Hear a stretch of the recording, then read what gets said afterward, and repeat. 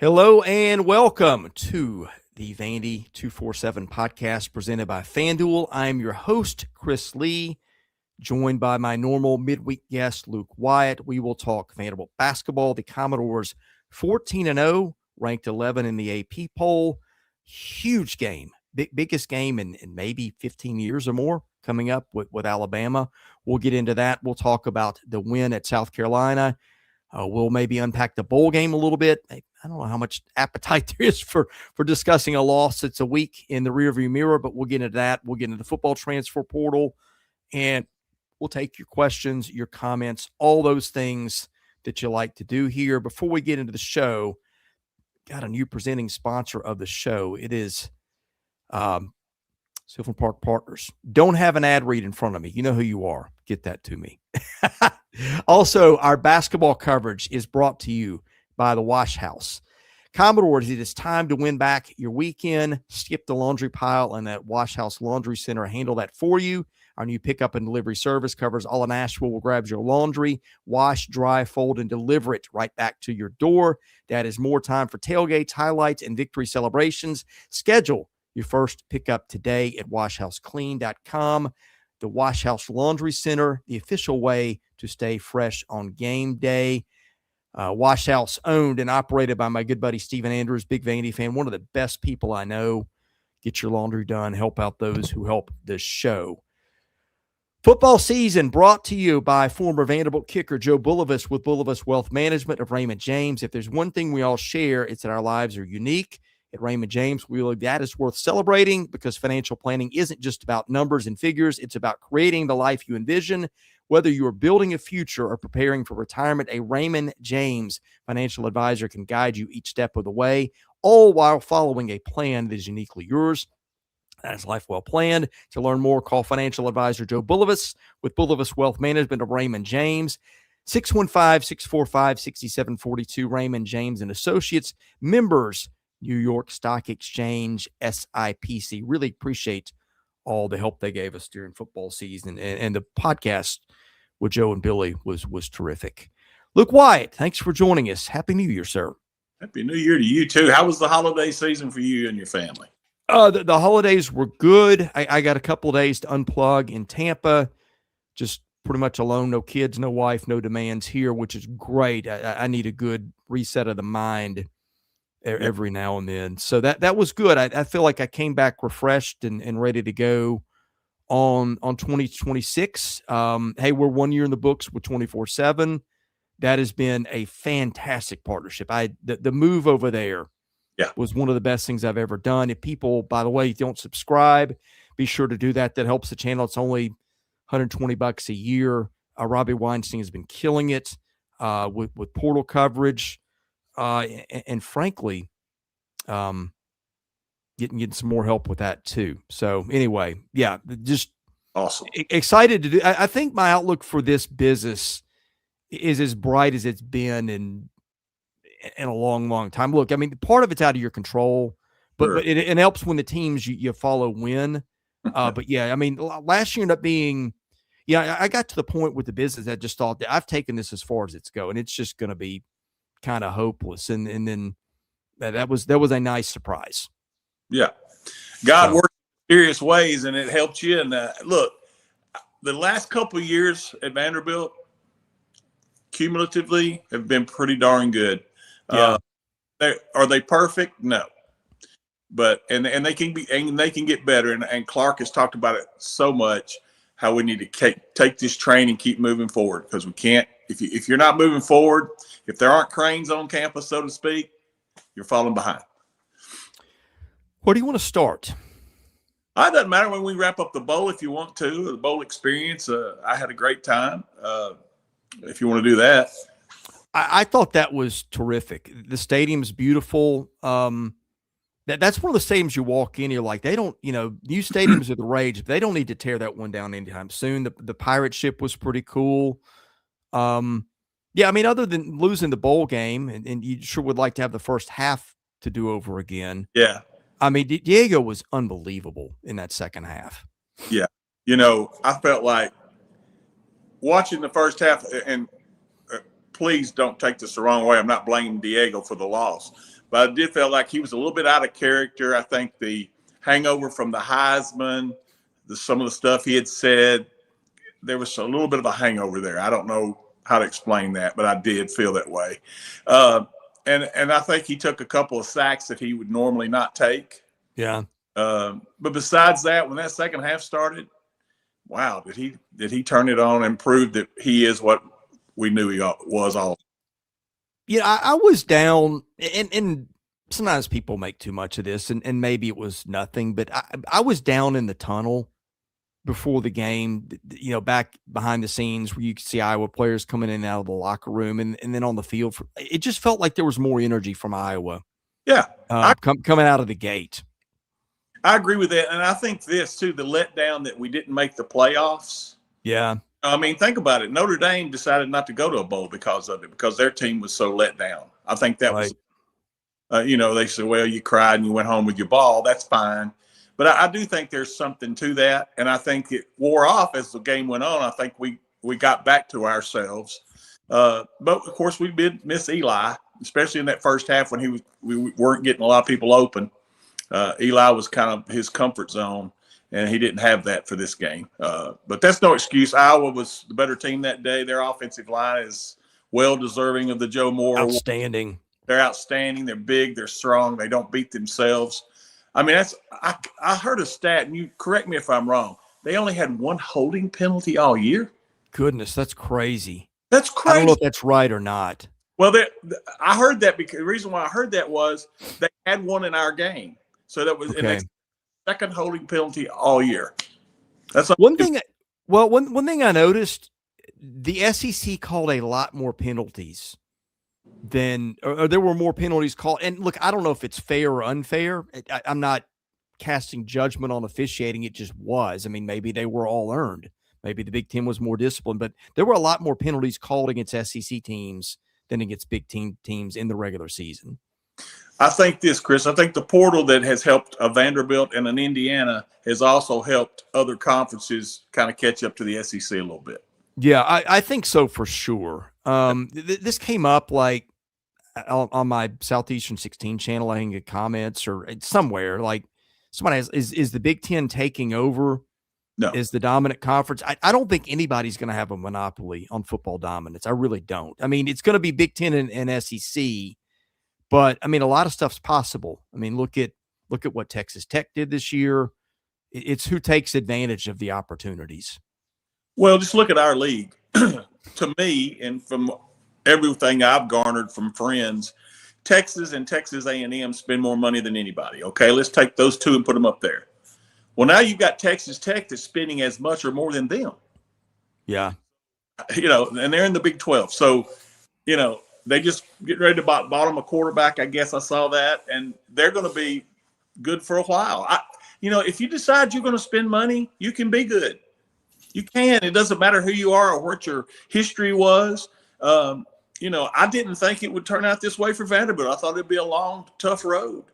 And now we have a chance if we keep this going to be in bowl games every year. Where do you think their spend is relative to the rest of the league on football players? And I've talked to everybody at every school that knows something about it. And here's what people miss on NIL. It's adjustable. In other words, if you need 20 million this year, you may only need 15 the next, or you may need 30 the next. So I think that's what's happened. And they go to, and a coach can go and say, hey, look, we've got to have two new tackles. Okay. We'll say they're going for $800,000 and you can get them. That's fine. Go get them. But I don't think that's anything consistent. I think Vanderbilt's right in the middle to somewhere in that 7 to 10 range. In terms of NIL for football, in addition to revenue share. Yeah. Somebody in addition, absolutely, the whole ball of wax, absolutely. So you're looking at what, a $20 million roster spend, if that's right? I think that's correct. Yeah, so I think 7 or 8 was their NIL number last year for the roster, and it may not be as much this year. Yeah, I do wonder if and the Trey Richardson thing brings it up. This has been a theory that people have kind of put behind. I think that some teams front loaded their spend last year with NIL players, and then kept the revenue share back. I think Vanderbilt did the opposite, and it didn't. I don't think they doubled down like Tech and some other schools did. That's my opinion, somewhat based on talking to people and seeing the way the Richardson thing happened, but I'm not reporting. Right. And I'm kind of having a conversation with you to see what you know. Are you buying that? What do you think here? Yeah, just this is hearing from 4 or 5 people who are quote the know. And again, what happens, Chris, is just like the Jared Curtis thing. Wow, think about it. We've never had a 5-star quarterback. Yeah. History. So now you got to put the stuff around it. But to me, and you can go back and forth on this, obviously you got to have good receivers and stuff, but you also have to have that offensive line first. Yeah. Because Jared's going to be a 1 or 2 reads and go. It's not like Diego where he improvises all the time and he's got all that experience. You're talking about a kid that came from a 2A Christian school that's going to have to get adjusted to the speed of the game. Do you think the offense changes much with Jared Curtis? I think it'll be just like anything else. Whatever the defense of the other team is giving you. I think Tim Beck is amazing. Again, I think tops in the country. And I think, if you listen to Clark's post-game comments, and you were in there, he alluded to we'll have to do it a different way next year. Okay, I didn't catch that. He said that. And he said, we got to keep this moving forward, but we will be doing it a different way. Now, he's probably alluding to the Diego effect, but also a different type of quarterback. Yeah. Type of offense. But, we're not going to be a team that you say we run first and throw, like we kind of said that this year, although that changed as the year went on. We're going to be whatever they're giving you, we're going to take advantage of it. And as long as Tim Beck's here, I feel good about that. Where we've got to get a little bit better, there's a step that the offense made last year that the defense needs to make this year. Yeah. I think the offense, well, there's a few topics here I want to unpack. Don't let me forget that one. Mm-hmm. I want to hit on Diego for a minute. And Sure. I wrote about it. One of the more fun things I've written. If you didn't see it, it's free at the site. Right. Thank you. It's still amazing to me to see how many people wouldn't give him the credit for what I'm like. Good Lord, the guy did not have his best offensive lineman from what the second drive on or whatever it was when Jordan went out. Did not have his favorite target and was playing, a top 5 defense in America and just lit Iowa on fire the second half on. I mean, what does the kid have to do to? I get that I get that people don't like him. I don't think that that's a completely balanced and fair view, but I get it based on what he's put out there. That is life. But to not give the guy credit for doing stuff to me is still amazing. It's unbelievable how many people refuse to recognize what's in front of them. I mean, he did so much of this by sheer force of will without having the guys that other teams had. Not that their surrounding cast was bad, but it wasn't, it wasn't Georgia's either. Here's what I think it is. And Diego is their scapegoat. Here's why. In the past, Vanderbilt was you're kicking the puppy down the street. Now that Vanderbilt's winning games, they got to find a reason to like them. Yeah. That's Diego. And then when Diego went to, especially here in the state, when Diego went to Tennessee and did what he did, that really ticked off Tennessee fans because he ran his mouth. Yeah. And that really made them mad. So everyone's out. I've noticed, my wife has Facebook. I don't. And I look at a lot of comments on her Facebook and I just kind of laugh at it because I think, this is a great sign for Vanderbilt football because they hate us. They don't like us winning. And that's good. That means we've kind of joined the club, so to speak. Well, I think you're seeing the same thing in basketball a little bit. Don't let me make sure I return to that. I'm going to make a note. You're bringing up a lot of things I want to talk about, but I got a couple things ahead of that. Where was I going to go? First of all, I think that their biggest thing The defense is what held them back this year. It just wasn't good enough compared to the other. Watch the other teams in the playoff. For the most part, their defense was a couple of notches behind, and I think again that's a testament to what Diego did to get them to where they did. But they were clearly not the other defenses. It's kind of weird to me that you got Clark as a defensive coach. And like we can sit there and go, okay, here's their identity on offense and defense. We're just kind of going, well, it depends from game to game, and there's not a lot of consistency. Well, let me ask you this: where did we finish statistically in the SEC defensively? By which metric? Well, by yards per game, points allowed. Those are the two most important: is points allowed and yards per game to me. Probably middle of the pack. Probably 10 to 12. Lower half for sure. Well, I'll look it up as we're on the fly. That's what I'm saying. I would think that we need to get up to between 6 and 8 in the SEC statistically. I think this. I was a little in the games that we played really poorly, like the Texas in the first half. I had a conversation with Tim Corbin at our practice the other day, and we talked about it. I won't tell you his opinion. I'll just tell you mine. I don't want to speak for Tim on the air. But I told Tim I felt like sometimes kids get up and you don't know. They broke up with their girlfriend. Yeah. They're people just like us. And they have bad days and bad games. And if you had 2 or 3 guys on that side of the ball that weren't focused and didn't care for whatever reason that morning, that happens sometimes. You're not going to go through a season. I think that happens even to the best defenses. Look at Ohio State. I mean, they were giving up 8 points. Miami did a good job against them. So I think that's part of the problem. Secondly, I didn't see us flying to the ball, having 7, 8. That's the thing I see. That went and came in spells. Like I feel like you saw it start of the year, and then I feel like from that Utah State game on, we just didn't see the same type of effort. Yeah, and I think when the coaches review it, when Clark reviews it, and Coach Gregory and everybody on that side of the ball, and listen, I'll tell you who can help the defense more than anybody is Tim Beck, and here's why. He can tell you, look, here's what I'd be doing if I was playing against our defense, and you guys need you got to get better at this. And so, they'll get in the room and get that worked out. And I feel like, they improved from the year before, and now they've got another step to make. Yeah, looking at SEC scoring defense, number 1 Oklahoma, 15.2, number 2 Georgia, 17.6. Both made the playoff. Ole Miss made the playoff, 20.4. A&M made the playoff, 21 flat, and then Vanderbilt at 11th behind South Carolina. Didn't realize that.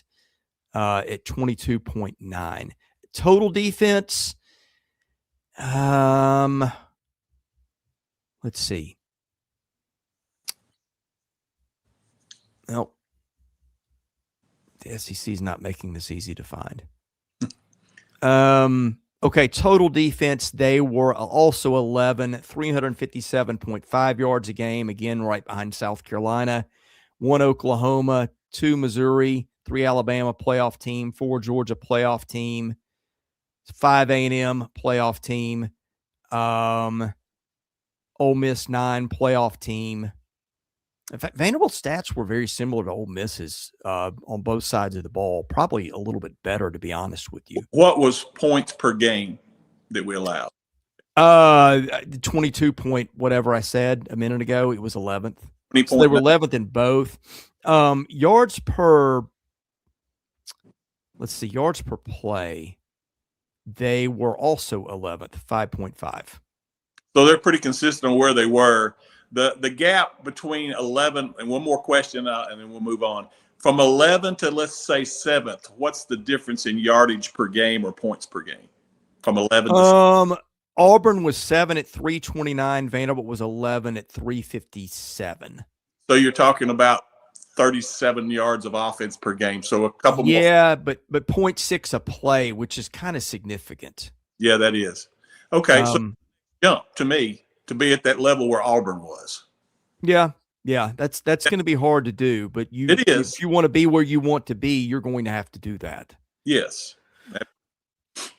One thing I meant to mention was, and I when I was doing the Q&A exchange with the Iowa guys, I asked, I said, hey, look, they scored 40 points against Nebraska, which was a good Nebraska team, not a great team, but a good team, fine team.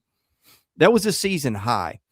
I said, what happened? And I think he mentioned maybe Gronowski's shoulder being a little healthier as the season went. I was like, okay, well, that, these guys may not be a pushover offensively, because Gronowski put up really good numbers at the FBS level. I think was one of the more coveted guys in the portal, but that shoulder thing, I don't know if that was into last year or the spring, that apparently really hampered him. Like he was not a terrible quarterback, as you saw. No. That did make me wonder, like, okay, they got a tougher matchup here than we're anticipating, and the answer to that ended up being yes, because I think that guy, I mean, he didn't struggle during the game that I saw. Now he's not a, throw it on a laser 30 yards down the field kind of guy, and missed tackles certainly helped him some too. But I mean, he was pretty on point. He was. I think that what Iowa did to us, they were able. We never jumped any of the routes. Basically, Yeah. And throw, because that's what they're going to do. They're not going to beat themselves, and they're just going to throw what you give them. And if you don't jump a route every once in a while, they can drive right down the field. And that offensive line was the difference in the game. I think they're in our defensive line. Yeah, it was a line of scrimmage game. Iowa won both lines of scrimmage, and there was your difference. But and play, we got. Oh yeah, the special teams play. I mean gosh, overtime game. I've never seen that happen. I've seen it happen once, like I want to say when Bobby Johnson was here, we were playing somebody maybe in a non-conference game. It didn't matter much in the game, but I did see it happen when it was a situation where our punter, I think at 10 Aramanesh, had to punt that day, and he dropped the snap and kept fumbling it forward. And by the time he picked it up, he was past the line of scrimmage and he kicked it. Yeah, that's the only time I've seen it. And people got on Nick, and he should know that, but I don't think I just don't think you think about that, because you never see that happen. Like, no, you don't need to guard against it because you're not thinking about it, I guess. Well, let me ask you this, and the fans may be able to answer this if you can't. On that play, of course, I'm in the stands watching. Was he possibly thinking about running with it, or was he just doing the rugby kick? I think he was doing the rugby kick. I mean, it was at first I thought, well, he could, but it was 4th and 27. Yeah, he wasn't going to get there, but right. So I think you maybe the field opened up more than he thought it would, and he's just like, well, I'll, yeah, I've been going. Okay, I can go a little bit more. Okay, I can go a little bit more. Yeah. And I mean, when you're running and you're looking, I mean, it's probably pretty easy to lose track of 2 yards. But I'll tell you this. I bet Vanderbilt doesn't commit that penalty next year. You're right, because they have special teams coaching LePac. Yeah. Transfer portal. We'll hit the negative first. The Richardson loss, I think, is a big one. That was a weird deal. He and his no hate here, but he and his mom need to pick a lane on the story maybe and stay there. And I think there's I think the timing of the payments is probably, I get it. Like, I don't think that he probably got, I don't think people were banging Trey Richardson's door down with $500,000 offers out of D3. So whatever he made last year may not have been a lot. And if you got, a kid to take care of and transportation, I'm not saying it happened. I could see a world where the timing of money would be an issue. Yeah, I was a little surprised by it, but then I started thinking, okay, how much was the Diego thing, him being gone, and him not knowing if his role would diminish next year? I don't think it would have. I don't know how you would conclude that, the way he finished the season, the fact that you're bringing in a quarterback with better passing skills. I don't either, but I'm just saying his familiarity with Diego may have made him think, I need to go somewhere where they run an offense like Diego ran ours. Yeah. I don't know that, but I do think you're probably right. His family situation and having a child and all that has to play a factor. The kid needs to make as much money as he can. I think because he's obviously not an NFL guy. I don't think he might. Who knows? I don't know why he couldn't be a 3 or 4 for somebody. I mean, he's fast. He made all kinds of plays. He could, but I'm just saying that's not a guarantee. So No. I think he needs to make as much money as he can, and I don't hold it against him. I'll tell you the one that I think hurts depth-wise big time is Linus Zunk. Yeah, I was a little surprised at that. I was too, and I feel like, again, maybe he thinks he can be a 1 somewhere. And if he wants to down a level, maybe he can be a 1. But when Linus was in the game, he never hurt us. I can tell you that. That was my thought. That maybe that's go to Appalachian State or Coastal Carolina or Troy and get 45 or 50 snaps a game. Right. So who knows? It feels like they've done pretty well in the portal so far. We're doing this on Tuesday afternoon. I've had so much stuff I haven't checked the board. I'm going to do that now. For all I know, they may have landed another player. The offensive tackle, that was a big get. Good one. Yeah. Where does he rank in the portal? What's that? Where does he rank in the portal at that position? Do you know? I don't know that 24/7 had him rated there yet. There's so many guys jumping in the portal. I don't know that they have. Like Richardson didn't have a rating yet. Crazy. So, but I mean, he was extremely highly regarded. Well, the tight end from East Carolina, someone told me was 8th. Yeah. Yeah. I mean, and it was an explosive guy. 15 yards a catch. Yeah, I saw him. I watched their bowl game, and I saw him against who was it? Cincinnati, maybe, and he played well in that game. Yeah, he's fast. He's got plenty of foot speed. Yeah, and of course they landed the kid from Morehouse who was pretty good, and then you got Cole Spence. I feel like that room feels like it's in pretty good shape. Yeah, we're there. We do need another receiver to help with Junior. There's no question. With Trey gone, we've got to find somebody that's really good, and it's not a risk that they're going to come in. Well, they've got a name coming in. If you're on our board, you know who that is. Yeah, I know.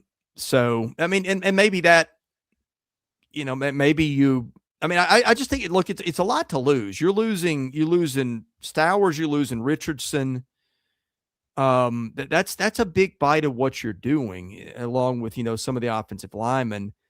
But maybe I don't think you replace Stowers, but maybe with the 2 transfers and Spence, you mitigate it more than you would have thought, and maybe you get another receiver that's Richardson caliber, and you're okay if some of those younger guys step up. Who knows? There's a lot of time between now and then. I want to mention something that I think that we'll be better at next year offensively. We now have a quarterback who has a Jay Cutler-ish arm. Yeah. So fitting the ball into windows that Diego's arm maybe couldn't have done that.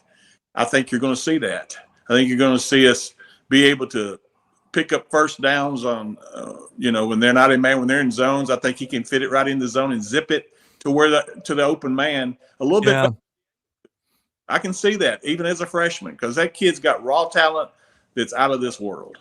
Yeah, sometimes you see kids that are number 1 players in the country at quarterback, and you're like, okay, well, he put up numbers and he, was accurate, but like, man, the skill set, if you've not seen this kid play, I mean, it blows your mind. And I'm not kidding. It looks like they took Josh Allen out of Buffalo, put him in a Nashville Christian uniform and let him go. Now look, that does not guarantee anything.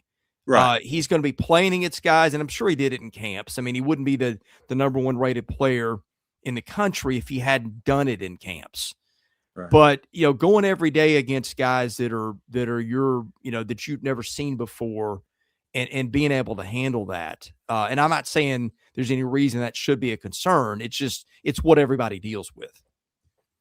Something I want to interject while it's on my mind, Chris, if I can. When I was down there, of course, I went to practice, and I went to Tampa Bay's facility, and Shelton Quarles showed me around. Oh, nice. And we talked about some things, and we went to the draft room. And I asked him then, I said, tell me what you think of Diego. And I don't think Shelton would mind me sharing this.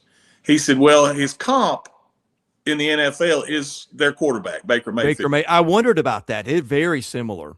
But he said, He goes, when I saw him at practice, he goes, he's 5'9", and that's it. He said, so that is a problem in the NFL. Yeah.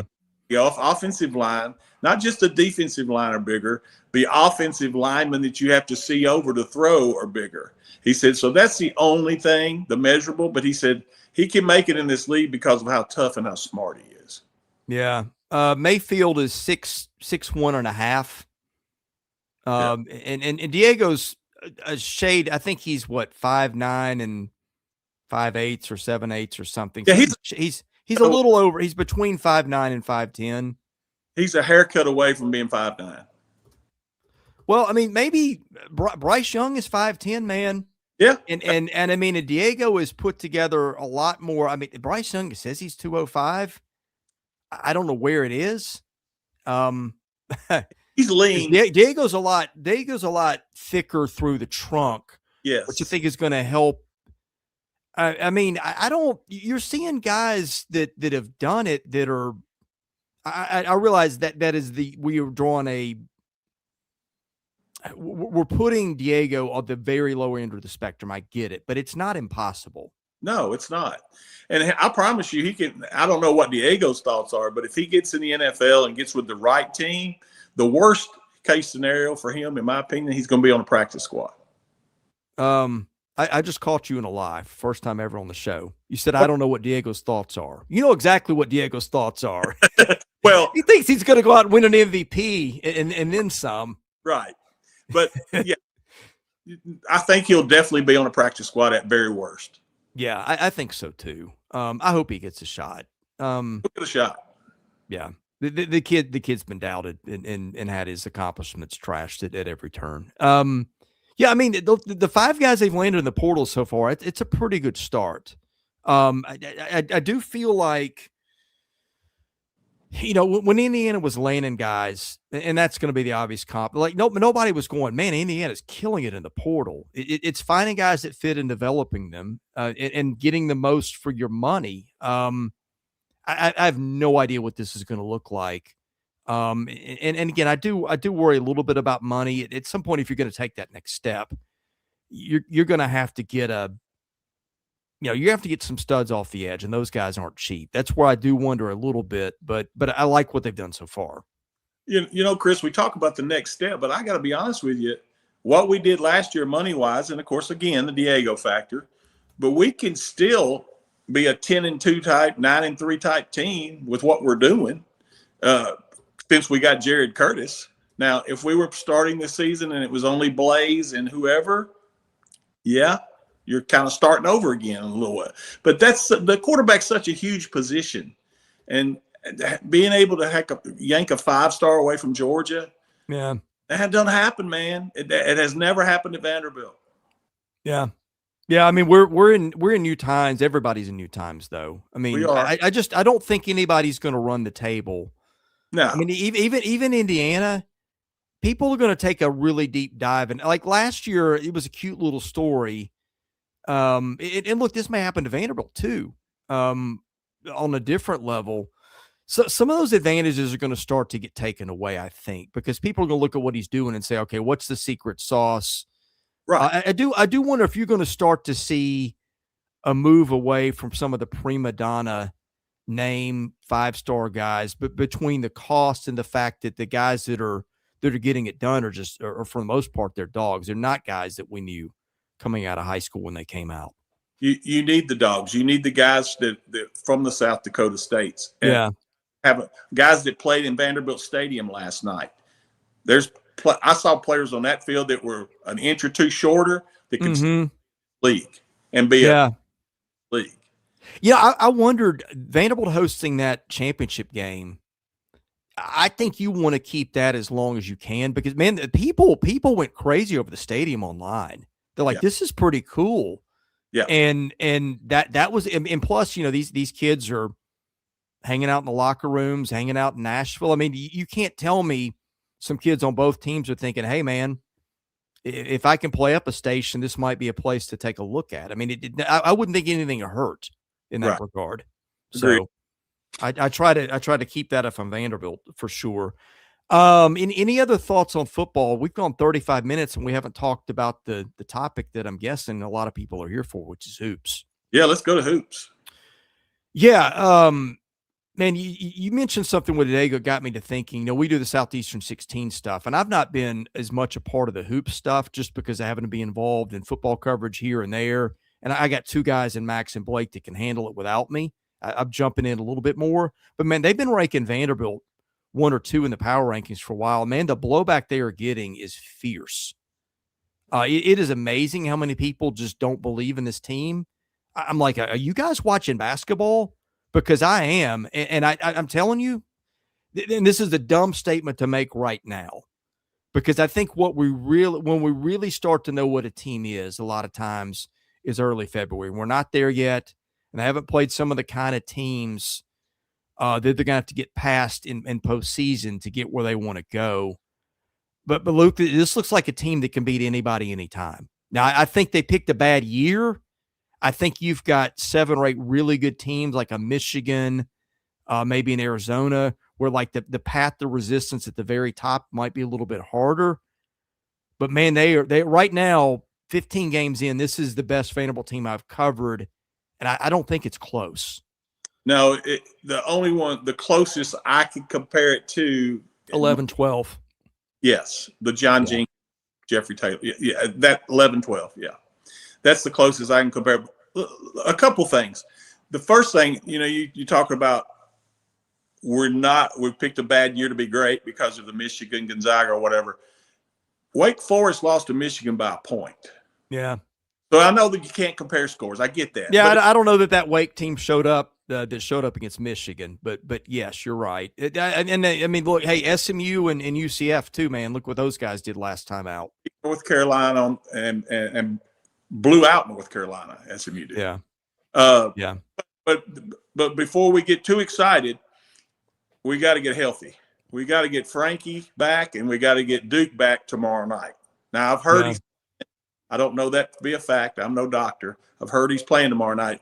But without him, I don't think we can beat Alabama. I don't. The plan is for him to practice today. Yeah.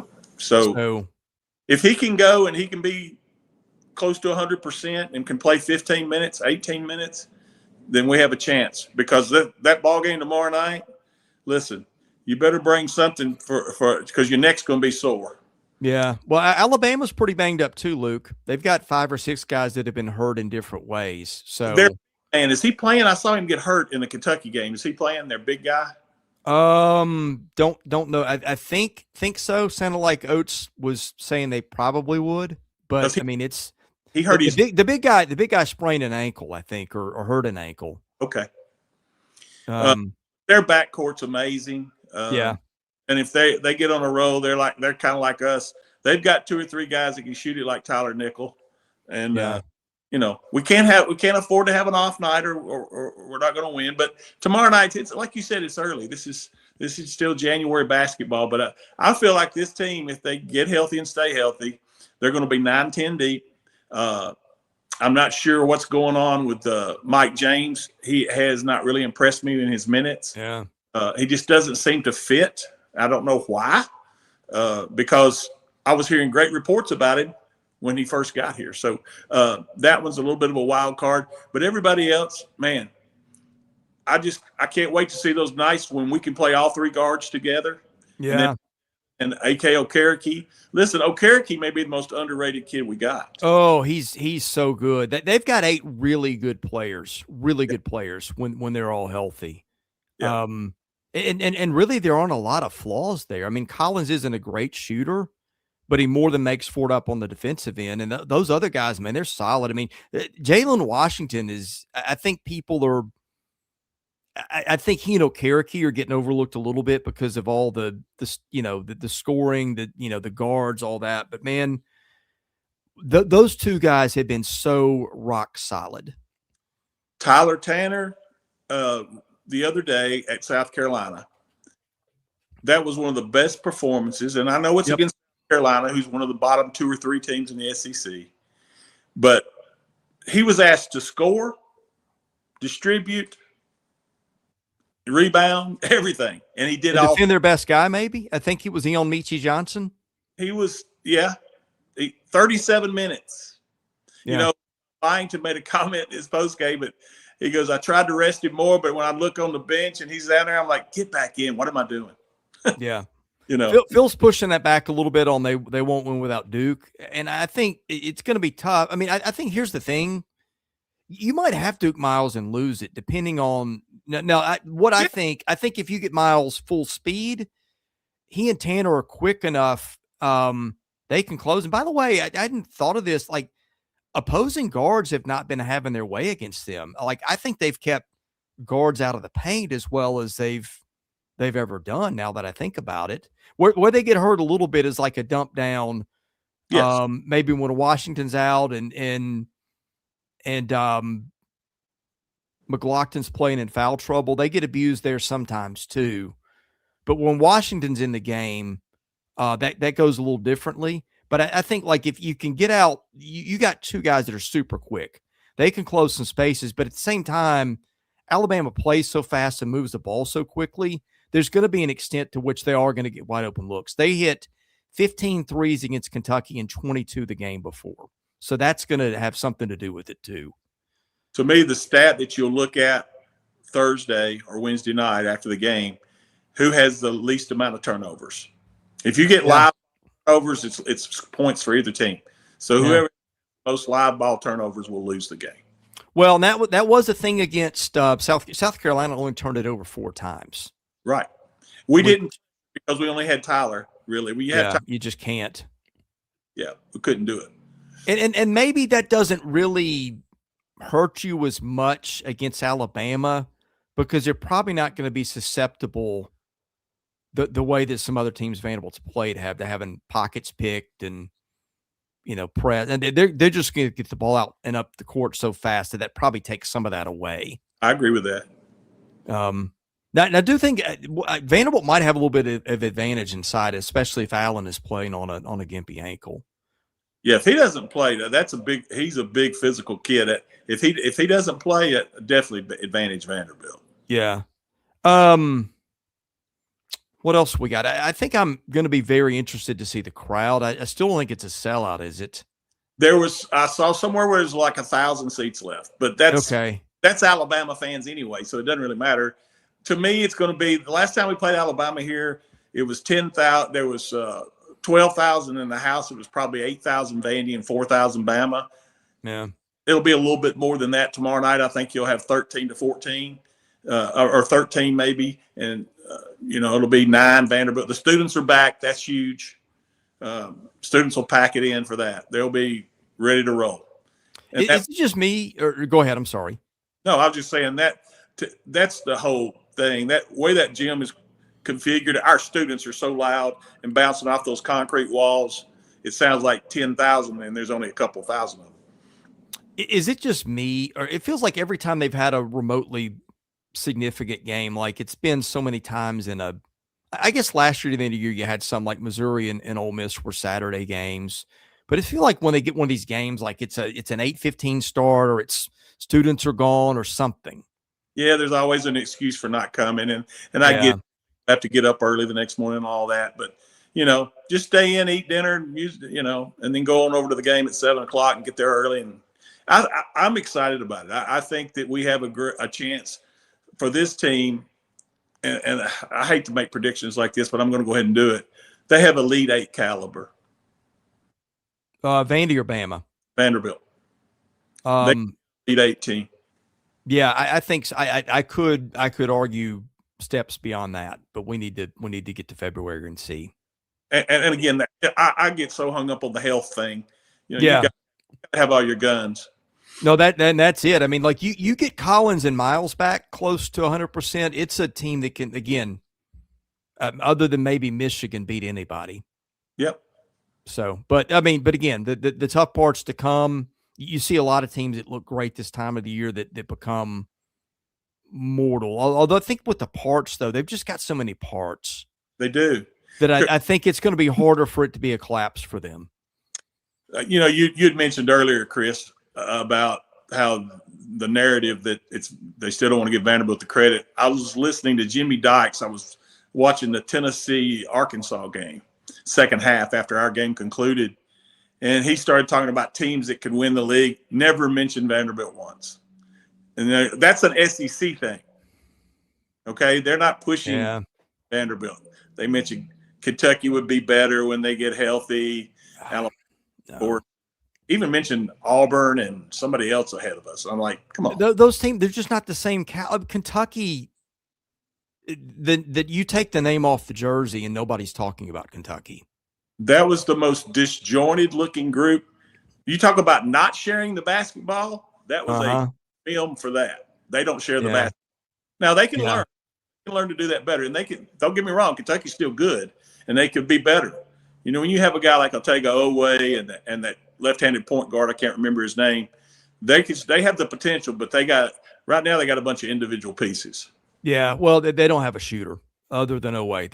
It makes no sense to me why they didn't recruit better players who could shoot the ball, but they just didn't. And I just think they're going, unless they become a just lock you down like Tennessee defensive team, and even then that's got a ceiling. You've seen it with Tennessee every year in the tournament, but gosh, where was I going to go?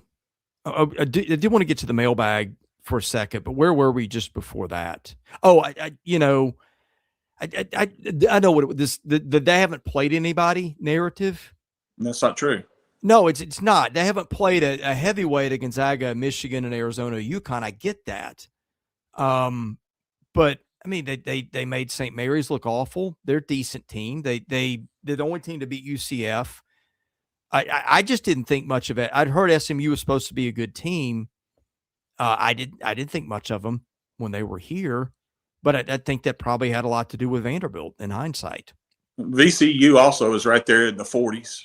I mean, they played several NCAA tournament caliber teams. To me, there's been 6 teams that they played that are good wins. Those 4 we just mentioned, and then you throw in Memphis and Wake. We played our worst year against Western Kentucky and Memphis and still figured out a way to win. No, the Memphis game, just watching the huddle after overtime was kind of telling to me. I don't remember. It might have been Tanner, but they panned to Byington talking to the team.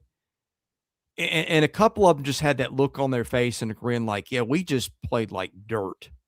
Yeah. And we know we can play better, and we're about to go out and get it. That was the body language and the expression, and they did. It was kind of like, okay, we got a little – I'm not going to say they got lucky to survive because Memphis had to hit a shot late. But they knew that wasn't their best game. Yes. And it kind of like felt like they got a reset in overtime, and that was that. But I'm going to go ahead and grab the mailbag. Yeah, I think we got that. I saw. We do have a bunch.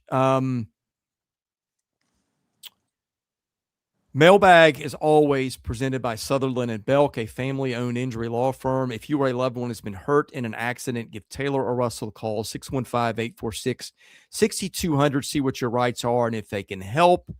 Longest-running sponsor of the show. We really appreciate what those guys do. Guest line presented by John Levin and Womble Bond Dickinson. Also, Yeaman Packaging Systems, leaders in end-of-line packaging automations. Those guys are friends of the show. We appreciate what they've done here, too. All right, I think what I'll do, I'm just going to do basketball ones first, and then we'll circle back to football and other things. Scott Reed, will Mason Nicholson give Vandy anything this year? Is he still working back from sickness, or is he still not able to get playing time? I think Leverett may be ahead of him right now. Interesting. I just don't see it. I don't know whether it's something still physically with him or if he's just not getting his role yet. There's just, right now, Chris, when we're healthy, there's no room for him. Yeah. I wonder, I'd heard whispers it was a just never got back in shape thing that's been a few weeks. Who knows? Maybe lost confidence. That's I have no information on that part. I do wonder too if there is something ongoing. Like, is this a situation where they can get a red shirt and try to run it back with him next year? I don't know. Yeah. Let's see.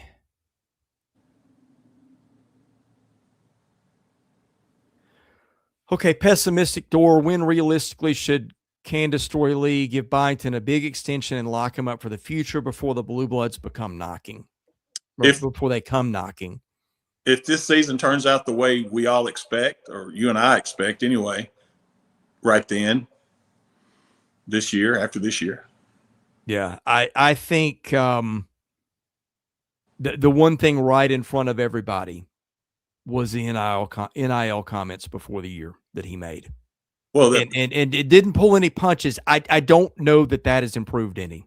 That is my concern. You don't resolve that, you're probably losing your coach. I agree.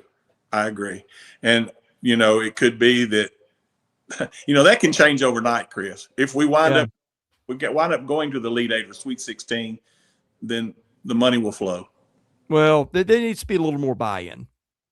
And you know exactly what I mean. We're not going to get into it today, but you gotta let's put agendas aside and help out the people who are trying to help your program.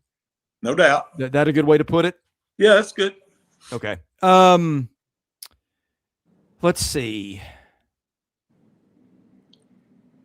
Do you think Vanderbilt will look to spend Vandy United money adding suites in place of the current 3A to 3E and 3G to 3K that will convert the uppermost sections of the sideline seats to corporate suite sections, resulting more revenue for NIL, less empty ticketed seats? Also, the middle sections 2A, 2E, 2G, 2K could be converted into an NCC club level arena, resulting in more revenue producing seats. Need more money for NIL dollars and hoops. This could help significantly. I do think that the days of having 14,000 of our own fans in there may be over, no matter what we do. And the reason I say that is because of the destination in Nashville, and especially, I've said it before on here that I feel like they got to do something with 3F and 3L, because the only people sitting up there will be opposing team fans. So if you fill them, that's who it's going to be most of the time. Were you at the New Haven game? No, I had gone to Tampa.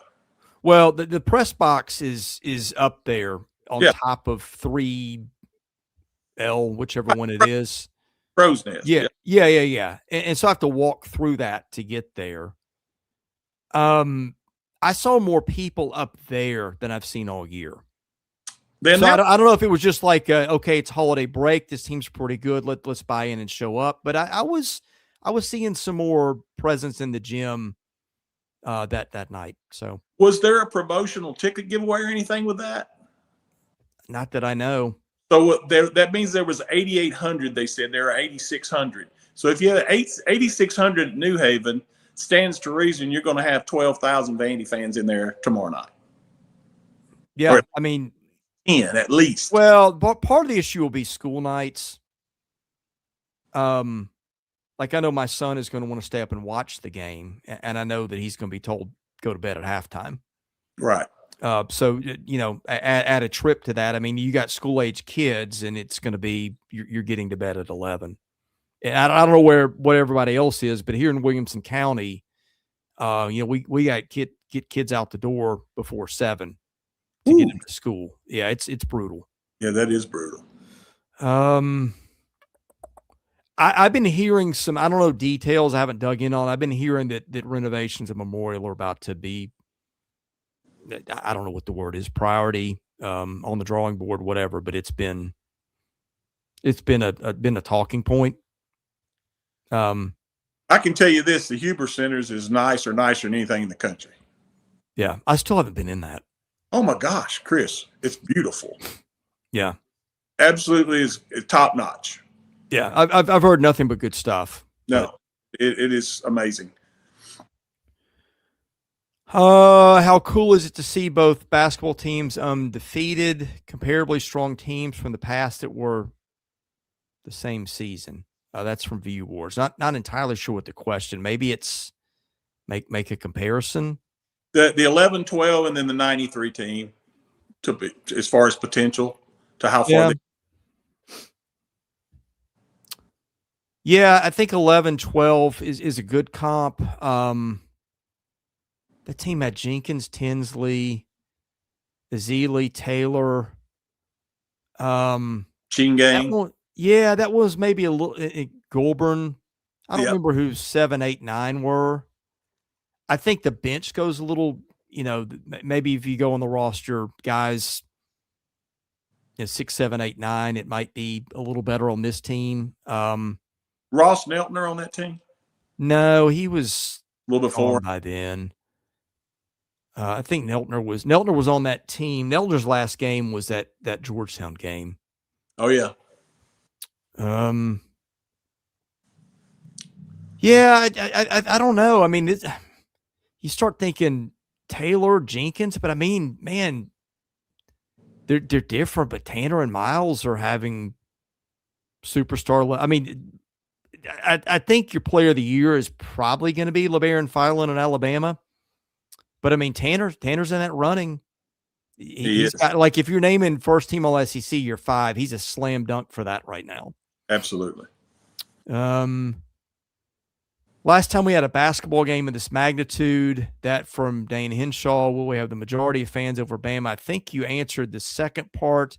The first part, I mean, I'm thinking Kentucky College Game Day 2011 or whatever that was. As an individual game, yes. There was a stretch back when Will and Goheen and those guys were here that we played 3 games in a row at home against Florida, Texas, and I want to say Tennessee, and won all 3 of them. And that place was rocking for 3 straight days. And it was, for some reason, that one sticks out. I think CM 500th win was in there somewhere. Okay. Is Michaela Blake's the best basketball player respected for their sport in Vanderbilt history? She is. And second, Cherie Sam. Really? Oh, no question. Chantel Anderson is more decorated. Better than Billy McCaffrey. Oh, I thought you meant for the women's team. I'm sorry. I don't. Maybe he did mean to the women's team. I don't know. About the best women, and I used to really follow them when I was at Vanderbilt working there, up until the last few years when Stephanie White was hired. Luke. Anyway, oh God, the stories that could be told of that one. They had kids like Wendy Schultz and Chantel Anderson, Rhonda Blades that were great players. Ashley McElhaney was awesome. Yeah. But the best 2 that I've ever seen there is Michaela Blake's 1 and 1A, and then Cherie Sam. Yeah. Okay. We'll get to the chat in a minute, by the way. I'm doing the board first. The Admiral VU, I'm stating it once for all. If Vanderbilt basketball replaced the Vandy logo with the Kentucky logo, they'd be top 5 in the polls. That's all. Probably not wrong there. I'm going to go to football. And just grab bag 2. Jerry Lawless 3. Feels like we're in a golden age of coaching at Vandy. If you're made AD, you had to start from scratch, but could only keep one current coach. Who would it be? Good grief. That's too hard to – I mean, look, of the top 3 and then Shea with women's basketball, all 4 of them are excellent. I don't know that we've ever had 4 together that combined are that good. I can't answer that one, man. If age is not a factor and he can coach 10 more years, the answer is always Tim Corbin. Sure.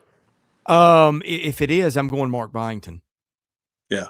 I mean, look, you can't go wrong with any of them. Yeah. Keep them. That's the test for Candace and Daniel. Keep all 4 of them. And that's not a shot at any of the other coaches. That's what I think. That's what I think of him. So, yeah. Let's see.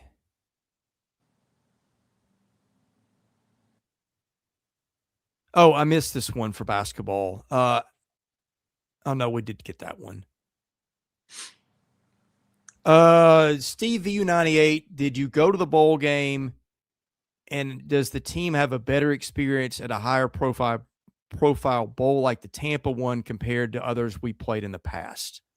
Yeah, every bowl's different. The swag bag you get, the better the bowl, the better swag bag you get usually. As far as the kids' experience, yeah, there's more to do in that Tampa. I think they went to Busch Gardens. there's a lot more to do than your destination. If you're not going to be in the playoff, is a Florida Bowl, no doubt about it. Black Gold VU, if Tyler Nickel keeps at this pace, is he a top 3 shooter in school history? Yeah, you got Scott Drought, you got John Jenkins, you got him, you got Barry Booker. I mean, there's always a bunch of good ones. But right now, he's on, and I don't want to jinx him, but the way he shot the basketball 4 out of the last 5 games, man, he's got to be shooting over 50% from 3. Yeah, I wouldn't put him there, but just because that list beside him is so incredible, I think he's also got more help. You got more to watch on this team than maybe some of the other teams. Tyler's a little bit uneven. Like you'll see one every now and then that sure, he'll clank it off the backboard or something, and just like Drought and those guys, that never happened. But like he's great, he's outstanding. Don't get me wrong. Not a shot at Tyler Nickel. It's just more about those other guys. There's one that would have been probably the best 3-point shooter if we had 3-point shot. Would have been Phil Cox. Phil Cox, for sure. Yeah. Steve E79, has Luke ever sat beside a better, more handsome Vanderbilt fan than he did at the Rycliffe Bowl? It was a pleasure to meet you, but I actually sat by your wife, I believe. There was beside me on both sides, my wife on the right, his wife on the left. But no, I had a great time. It was fun and great. Listen, I want to say this real quick, Chris. I had probably 15 people come up to me and tell them how much they enjoyed our podcast. So yeah, thanks to you for that, and I thanked everybody for it because it was really nice. Yeah, I had 3 or 4 people either in the airport or at the game that I'd never met seek me out and say hello and same thing. So those are always appreciated. I mean, you're kind of in your own world, and I mean, like the numbers have grown here, and you know people are listening, but you just don't know. I don't know. You don't know how impactful it is sometimes until people tell you. So that's always appreciated. Absolutely.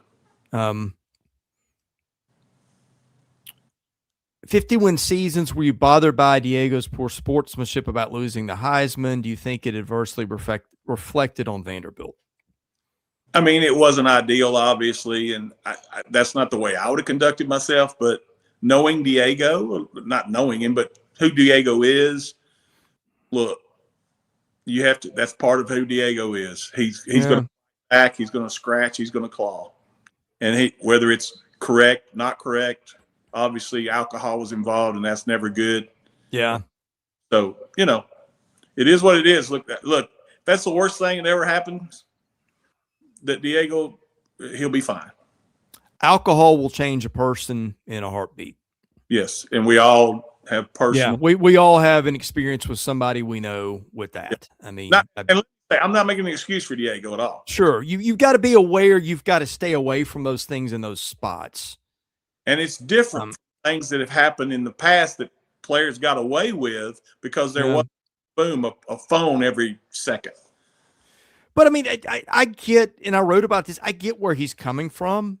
And maybe you got to be extra guarded again. But it's kind of like, okay, you've been put down your whole career. You never get your due for what you've done.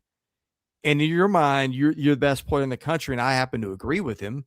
Nothing against Mendoza. I mean, look at Indiana and look at Vanderbilt. You tell me the rest of the rest of that roster is 15 points better than Vanderbilt. Take the quarterbacks out of it. It's a big difference. Well, and I just think that was kind of like, okay, this is going to be my time to finally get my due. I've dreamed about it since I was a kid. And he didn't prepare for not getting it. Let me explain this too. What Diego has gone through. Oh God, the before game stuff from student sections and fans, it's been something. Yeah. And the only reason is because he beat your butt. That's why. Right. Not that excuses that either. No, that's why. All right. I'm going to go back to the top of the chat, see if there's any questions. Vandy Chris 24, what do you make of fans arguing with players and their families on social media regarding transferring? I think it's a bad look for our fans. Yeah, I don't like it. Yeah, it's just some fights just stay out. Yep.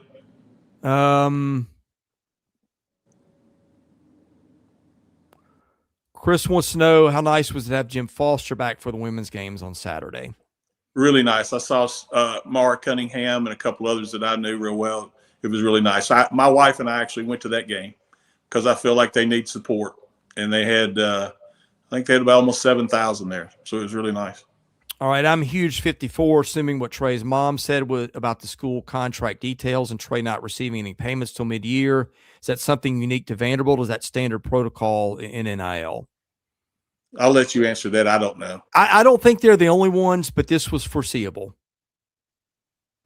Well, who else in that category then that needs the money? Well, I mean, again, you could do what Texas Tech did, where you can backload your NIL and put all. I'm sorry, you can backload your rev share to pay guys now, and you can front load your NIL payments. It says to me Vanderbilt's out of money right now until the next cycle. And again, I think that's where you better get ahead of that in basketball, or that is going to be an issue. If what I'm told is right. And I've heard that from several places. Okay. I think that is a storm brewing behind the scenes that nobody's talking about publicly. Let's hope it doesn't happen. Yeah. I mean, there's time between now and then to fix it, but I'm telling you that has been talked about a lot. Like I've been hearing that for months before I've ever said a word. When people have said, what do you think about our NIL situation? And I've kind of been non-committal. That's the stuff that's been brewing in the background. And again, you got a guy out there willing to help you. But you got to give him the keys to the store. Yep. How would you grade transfer portal? I mean, it's way early. I feel like they get maybe a B if you include losing Richardson. Well, so far, but I mean, yeah. I mean, that's asking you to grade the test 15 questions in. Yeah, it's the first quarter still. Yeah. I think we're done here. I've enjoyed it. Yeah. Any parting thoughts?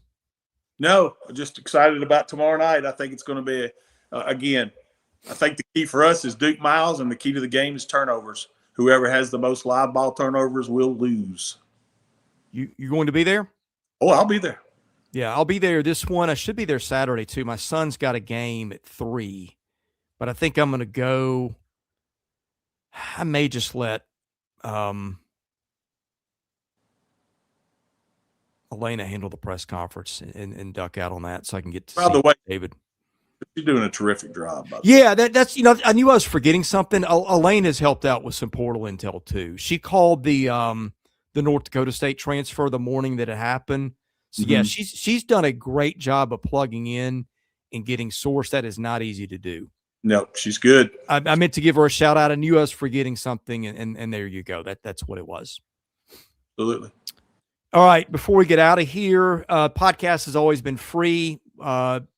Plaintiffs will always be free. Here's how you can help us. Keep it that way. Give us a review, a 5-star rating. Give us a thumbs up here. Give us a rating on our audio-only platforms. If you're not subscribed to Vandy 247, do that. I think it's $120 a year. Subscribing to YouTube channel is free. If you're interested in sponsoring the show, chrislee70@gmail.com is where you go for that. Yeah, thank you guys for listening. God bless you. We'll catch you again soon with more episodes of the Vandy 24/7 podcast.